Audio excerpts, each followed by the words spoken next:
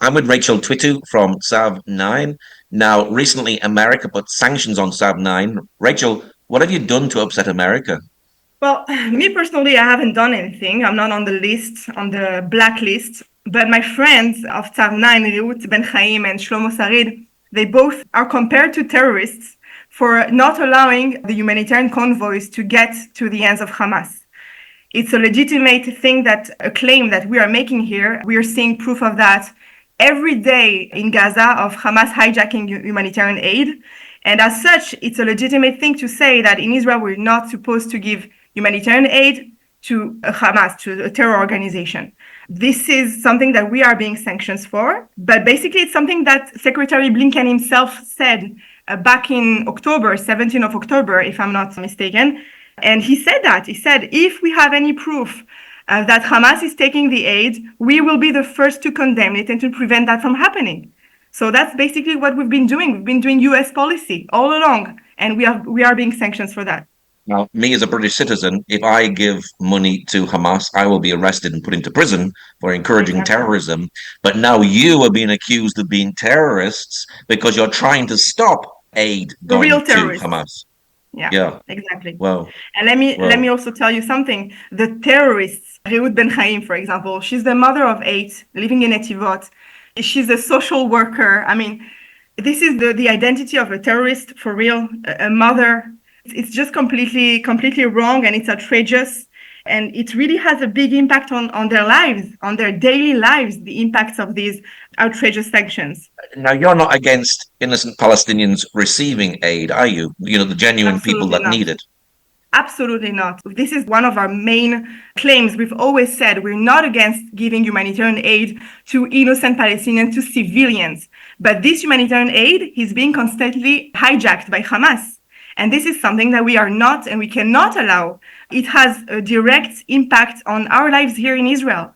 When you have Hamas getting its hands on the aid convoys, it basically maintains Hamas in power in Gaza. It basically maintains its ability to fight us. So anyone who would want this war to end, and the sooner the better, should want Hamas dismantled and should want the humanitarian aid to get to the right hands and not the wrong ones. How do these sanctions affect the people in your organization? Wow, let me tell you, imagine that you wake up in the morning and you hear from the press, from the media, that you are being sanctioned. You don't have any notice. You didn't appear in front of a court. You don't have any way to appeal these sanctions because you're not a US citizen. And without any notice, your credit cards are being blocked. Your bank account is being restricted. All your finance activities are being, completely shut off. We're talking about, like I told you, a mother of 8, these children have to eat, right? She has a business, family business with her husband, and she's not allowed to pay for the salaries. She's not allowed to pay her employees. It goes even further than that. Her husband is a US citizen, and as such, she's not allowed to have any financial tie to her own husband. It's crazy. And again, it happened without appearing in front of a court, without having any kind of discussion of hearing about that. And it just, took their civilian rights out of their hands one day like this. Can your organization run with these sanctions in place? We are maintaining our activity, but again, Tsav 9 is not a legal entity. We are a civilian movement, a grassroots movement, a real grassroots movement who represent 80% of the public opinion in Israel. From left to the right, from secular to religious, they all support this basic, demand that we make. We should not give this humanitarian aid to Hamas, and we should therefore find a ways to distribute this help ourselves, or to find a neutral partner in order to make sure that Hamas doesn't get its hands on it. And of course we maintain an activity, but it does restrain our capacities. Our social media are being shut down. We don't have any way to express ourselves, or free expression no more. Even Reut personal Google and Gmail and stuff are being restricted. It's crazy, the invasion of one's human rights when we're talking about Israeli citizens here. The It really length of sounds that. like something from George Orwell. Yeah, and you said that. I didn't say that. Well, Yeah, it's crazy. now, It's Knesset something member, that we didn't think we would face ever. Well, now Knesset members sent an urgent letter to Joe Biden urging him to revoke these sanctions. Have you heard anything back from that? So, yeah, we've been working very hard behind the scenes to push the Knesset to express themselves on this very urgent subject. And we did, with the Knesset officially, members of coalition and opposition led by Lieberman and its party, they have sent this letter to Biden.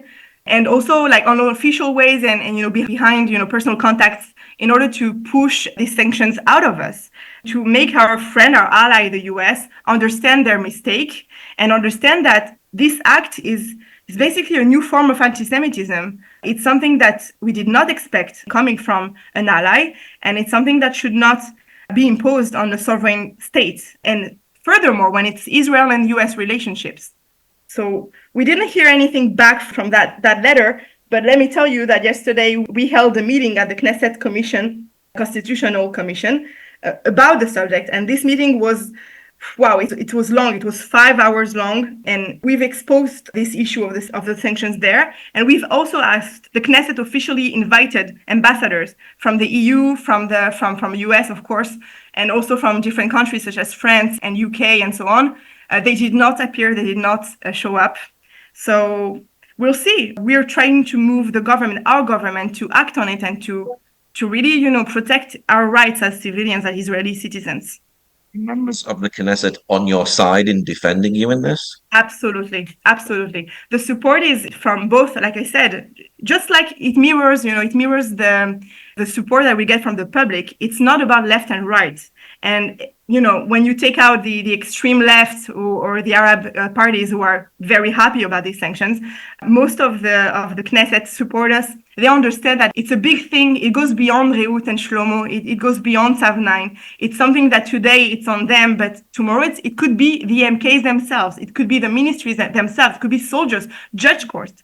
Because basically when the US puts sanctions on Israeli citizens, the message is we don't trust your system. We don't trust your government entities. And it's a big, big, big, step of mistrust here. And it's something that is very dangerous. We know where it starts, but we don't know where it ends. And they are very aware of that. Now, you've already mentioned that yesterday you were in the Knesset with a hearing with the Knesset Constitution, Law and Justice Committee. Do you feel that's actually going to do you some good to help you to get rid of these sanctions? I certainly hope so. The Knesset meeting is led by MK Rothman, and I trust him and I know him to be a very, serious guy who will follow up on this. He actually explicitly told the ministry representatives who came to the committee, and he told them, next time be prepared because I have questions and I want answers.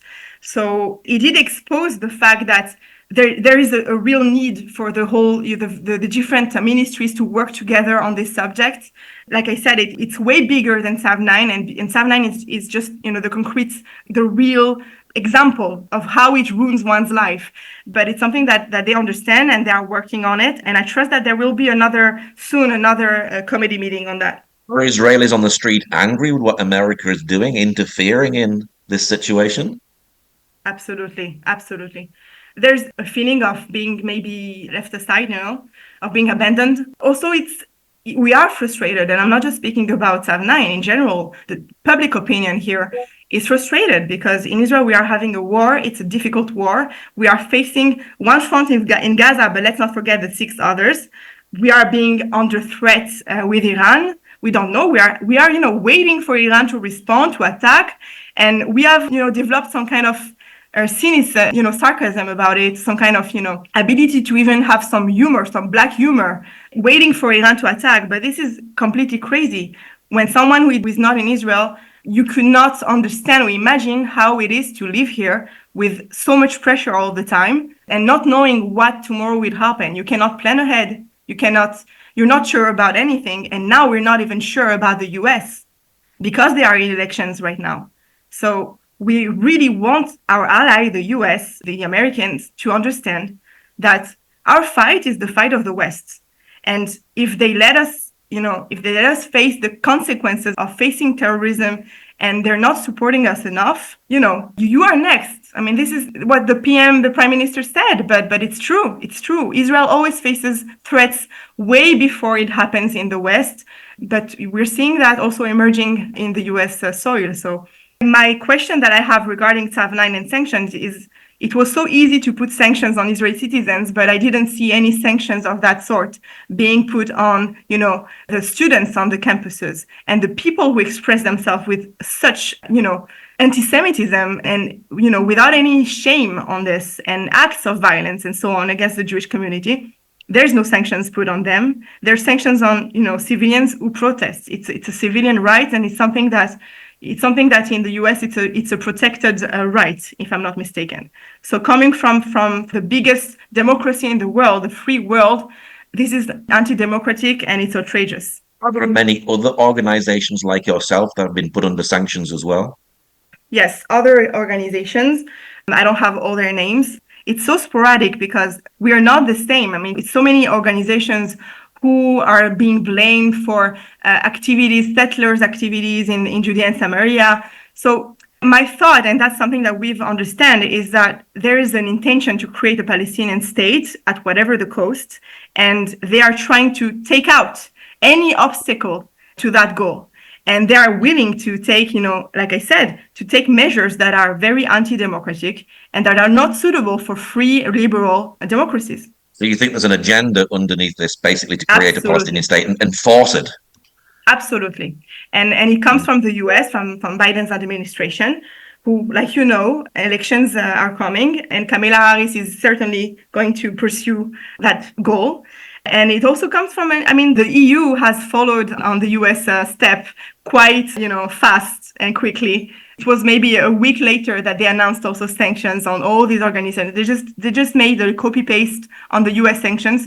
And once they got the green light from the US, now next is Japan and Australia, it's the rest of the world. So the world has an intention to create a Palestinian state at the expense of Israel at this dire time, and at this time of, it will be basically celebrating terrorism and giving a recompense, giving them a present for their activities on October 7 and since October 7.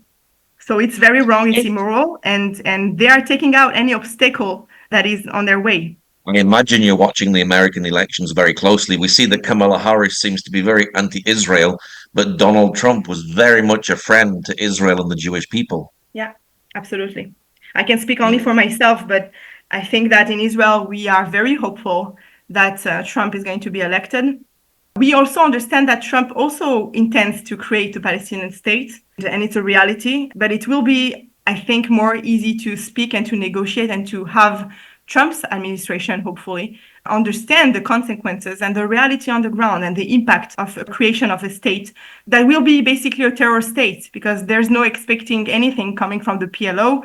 We've seen yesterday, not like that yesterday, calling a PA, I think it was Jibril Rajoub, calling Sinwar his brother.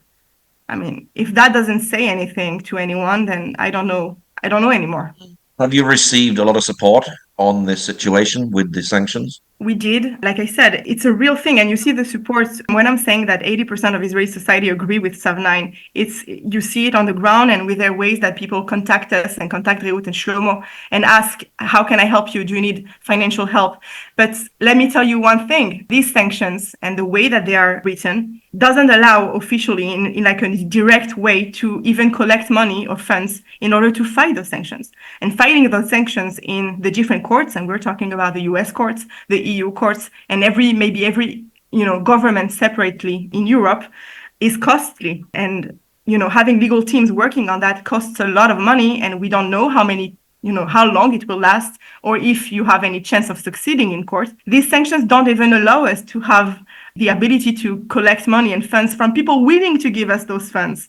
We've had GFund and GGive being blocked, frozen, 300,000 shekels blocked, approximately $84,000. It's a lot of money. It's not enough even to fight those sanctions, but even that money is being blocked. So there's a real question. Is it democratic to, putting sanctions without going to court? It's one thing, and not allowing a person to fight those sanctions legally, it's an entirely another level. How do you move forward from this? It's a great question. Moving forward, like I said, is calling our government, because we are Israeli citizens, not US citizens, not, me personally, I'm a French citizen as well, but I mean, we are Israelis first and foremost, and we expect our government to protect us. This is the most basic, non-written contract that the state has with its citizens, to protect us. And it's not just about protecting us physically from the threats in Gaza, it's also protecting us from the sanctions, because it has a real impact on our lives.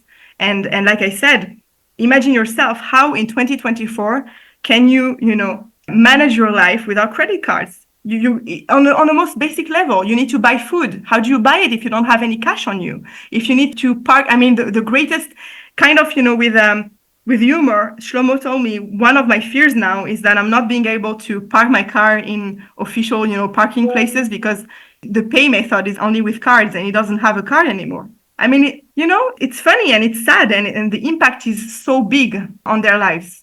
What is your prayer, your hope for Tsav 9 at the moment? Tsav 9 biggest issue, the sanctions are secondary to that. Our biggest issue is the fact that Hamas also and always, and it's still happening, takes humanitarian aid, even to this day. We hear from soldiers on the ground who are there to protect the convoys. I mean, they are there on the ground in Gaza to protect the convoys, the path of the convoys. And they tell us that they use the fact that they are there to attack the soldiers. I mean, they are acting without any, and we know that already, without any moral ground, without any, sense of, let's say, ethics. And ethics is a big word for them, too much a big word for them. But it has a real impact on the ground and on the capacity of the IDF to fight and to eliminate the threats. And again, it's supposed to be the interest, and we know that the governments of the world ask from our government, from Netanyahu, to stop the war and to have a ceasefire and so on. But the governments of the world, first of all, forget about our hostages, and we want them back. Whoever is alive and whoever is unfortunately dead, we want them back and we need them back. Having Hamas hijacking the humanitarian convoys is putting that goal, both of the goals of ending the war and having the hostages back, further and further away from us. What's your website for people who'd like to know more about the work that you do? Yeah, we have the official. The last thing that we have is the website and the Twitter account, Tsav9, TZAV.com. Yeah, find us there, follow us there. We don't have any social media anymore, so except X. It's difficult. We're facing, it's like having, a ton of lead on you, and you don't know how to act anymore. Well, Rachel, thank you very much for sharing today. Thank you. Thank you for having me.